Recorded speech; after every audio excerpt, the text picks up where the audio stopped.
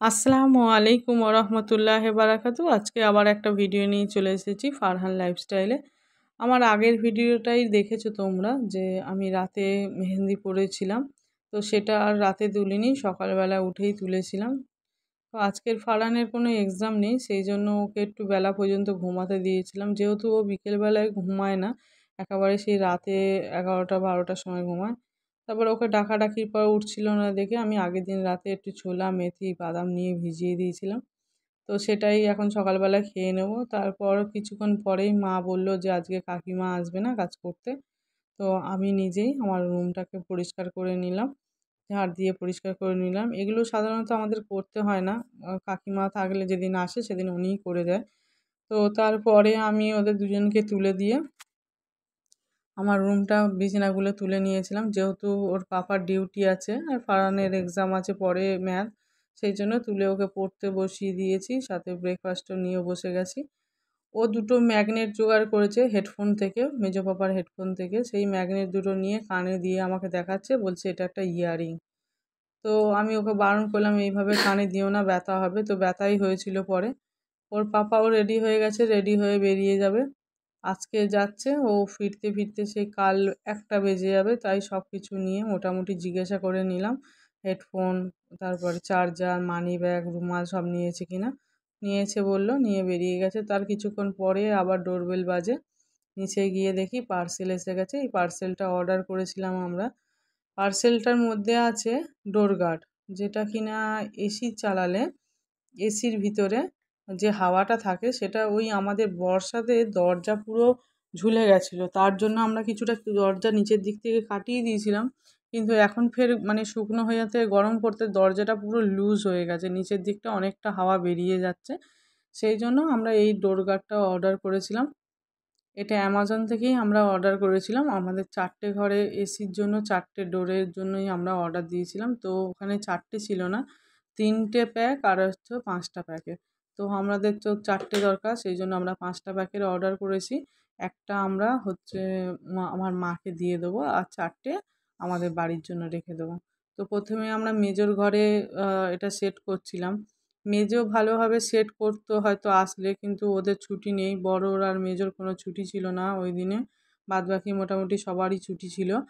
তো ভাবছিলাম ওরা আসলেই লাগাবে, মেজো আসলে। যেহেতু এইসব কাজ মেজো খুব সুন্দরভাবে ভালোভাবে পরিপাটি করে করে।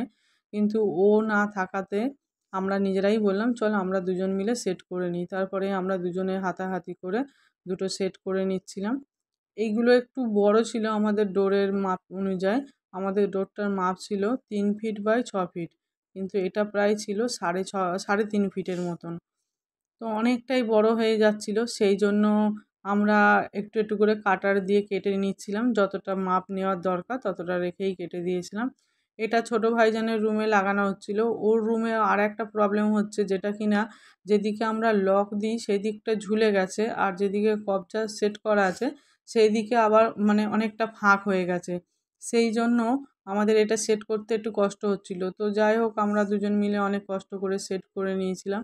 এই ডোরটার মাপ অনুযায়ী এই গার্ডটা অনেকটা বড়, সেই জন্য এটাও আমরা কেটে নিচ্ছি। কেটে এটাকে পুরো সেট করে দেবো। তারপরে আমরা চলে যাব আমাদের রুমটা। আমাদের রুমের ডোরটা খুব সুন্দর একদম ফিনিশটা হয়েছিল। জানি না কেন এটা একবারই দিতে দেখো কি সুন্দর চলে গেছে। একদম পুরো গার্ড খুব সুন্দর সেট হয়েছিল, যেটা বলে কি বলবো, যে কোনো রকম এটার ছিল না। এটা মানে অনেকটা বেশি ইউজ হয়, সেই জন্যই হয়তো ডোরটা খুব ভালোভাবে একটু আছে। তো এই হচ্ছে আমার অর্ডার দিয়েছিলাম, এটার দাম ছিল 214। তারপরে আমি সকালবেলায় উঠেই এগুলো কেচে দিয়েছিলাম। আবার ফের গোসল করে আমি এগুলো কাচতে কেচে দিয়েছিলাম। কাচার পর আমি নামাজ পড়ে শুকুর দিয়ে ওগুলো তারপরে নামাজ পড়ে নিচে এসেছিলাম লাঞ্চ খাবো বলে। তো এসে দেখলাম মা উচ্ছে ভাজা, পটল ভাজা, মাংস আর ডাল, শাক করেছিল। তো ফারহানকে বারবার বলছিলাম যে তুই আজকে হাত দিয়েই খাবি। তো দাদিমাও একটু রাগ করছিল আমার ওপরে যে বাচ্চাটা আমার হাতে খায়, তোমার এত অবজেকশন কেন? আমি ওকে খাইয়ে দিচ্ছি, তো তো কি হয়েছে? দাদাভাইও ওকে দেখছিলাম খুব মানে যত্ন খাতির করছিল। দাদিমাও এটা দাও ওটা দাও দাদাভাই দিচ্ছে বসে বসে। তারপরে খাওয়ানোর পর নাশপাতিটা খেয়ে আমরা একটু ঘরের মধ্যে খেলাধুলা করে ওকে নিয়ে চলে গেছি আরবি পড়তে। আজকের ও আর পাঞ্জাবি পরে যায়নি, কারণ ভীষণ গরম ছিল, খুব গরম লাগছিল বাচ্চার। সেই জন্য ওকে আর পাঞ্জাবি পরাইনি, গেঞ্জি পরেই ওকে নিয়ে চলে গেছিলাম। তারপরে ওখানে গিয়ে ১ ঘন্টা পড়তে বসেছি। প্রায় ৭ থেকে ৮টা প্লেন গেছে ওপর থেকে। তো ফারহানি বারবার বলছিল, "মা ভিডিও করো, মা ভিডিও করো।" তাই জন্যই দুটো ভিডিও করেছিলাম। পড়তে পড়তে তো বেশি ভিডিও করা সম্ভব হয় না। সেজন্য জাস্ট দুটো প্লেনেরই ভিডিও করেছিলাম। অত গেলে পড়া ডিস্টার্ব হবে না যদি এতগুলো আমি ভিডিও করতে থাকি। তারপরে ভাবি এই ছেলে ঘুম থেকে উঠেছে, খুব দুষ্টু। ঘুম থেকে উঠতো না। ওর বেটিমা ওকে কিছু গিফট পাঠিয়েছে। আমরা বলেছি যে ও ঘুমিয়ে থাকলে আমরা গিফটটা নিয়ে চলে যাব। সেই জন্য জেগে মায়ের কোলের কাছে বসে আছে, যদি ফারহান কোনো রকম গিফটটা নিয়ে চলে যায় সেই জন্য। ফারহানের পড়া হয়ে যেতে ফারহানের বাদরামুটা দেখো একবার কোথায় উঠেছে। আমার তো খুব ভয় লাগছিল, কিন্তু ওর কোনো ভয় লাগছে না। তারপরে আমাদের পড়া হয়ে যেতে আমরা এই পুকুর ধার ধরে চলে গেছিলাম। তারপরে এই রাজহাঁসটাকে দেখে একটু খুব রাগাচ্ছিল, সে তো ওকে দেখেই ভয়তে পালাচ্ছে। তো যাই হোক, তারপরে এসে অনেকক্ষণ একটু ছাদে খেলা করছিল। খেলা করে এসে হাত মুখ ধুয়ে একটুখানি বলেছিলাম, বাবু এই গরমে এরকম করো না। আমিও নামাজ পড়ে নিয়েছিলাম, নামাজ পড়ে ওকে ওটা খেতে দিয়েছিলাম। তারপরে এই ডেয়ারি মিল্কটা ফ্রিজে অনেক দিন পড়েছিল, তো ওটা ওকে বললাম খেয়ে নিতে। ও হাফ খেয়েছিল আর আমাকেও হাফ দিয়েছিল। ওটা খাওয়ার পরেই আমি একটু পড়তে বসিয়ে দিয়েছিলাম বারবার, যে একটু পড়ে নে বাবু, দুটো অঙ্ক অন্তত করে নে। তারপরে ও আমাকে বলছিল যে, মা পিগি বক্সে আমার কত টাকা আছে একটু তুমি কাউন্ট করে দেবে। এখানে প্রায় 200 টাকার মতন ও জমিয়েছে। এই পিগি বক্সটা ওর ছোট পাপা ওকে গিফট করেছিল। তো সেই থেকে, অনেক ছোট ছিল তখন। তো সেই থেকেই ও এখানে এই, যেখানে এই খুচরো টাকাগুলো পায় এনে এই পিগি বক্সের মধ্যেই রেখে দেয়। বাট এটার একটা লক সিস্টেম হলে খুব ভালো হতো, জানি না লকটা ছিল কিভাবে নষ্ট হয়ে গেছে, কিন্তু যত্ন করে ঠিক রেখে দিয়েছে। তারপরে সন্ধে গড়াতে আমি ওকে আমার সেলাই মেশিনের তেলটা শেষ হয়ে গেছিলো বলে ওকে বলেছিলাম যে আমার একটু সেলাই মেশিনে 2টো তেলের বোতল এনে দিস তো। তো নিয়ে এনে দিয়েছিল। আর বেহালা থেকে ব্যাগটা নিয়ে এসেছে। আর ফারহানের জন্য এনেছে এই পেস্ট্রিটা। খুব সুন্দর খেতে পেস্ট্রিটা, সুগার অ্যান্ড স্পাইস থেকে।